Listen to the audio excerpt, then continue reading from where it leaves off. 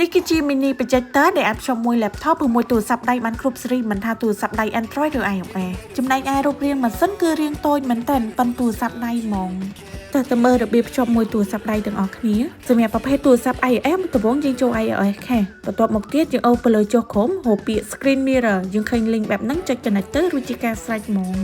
ចា៎ចំណែកនេះរបៀបភ្ជាប់មួយទូរស័ព្ទ Android យើងចូល Mirror Case បន្ទាប់មកទៀតលើទូរស័ព្ទដៃរបស់យើងអូសពីលើចុះក្រុមយើងចូល Smart View បន្ទាប់មកទៀតយើងឃើញ link បែបហ្នឹងយើងចុច connect ទៅ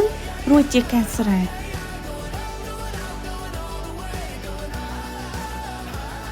តាចេះបើសិនជាបងបើពេលមកហើយអញ្ចឹង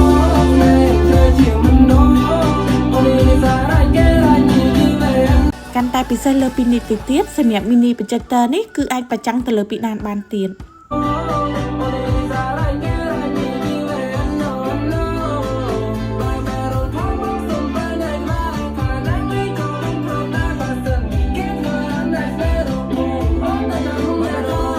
ចាកន្លែងនេះគឺខ្ញុំ connect ម៉ាស៊ីនជាមួយ laptop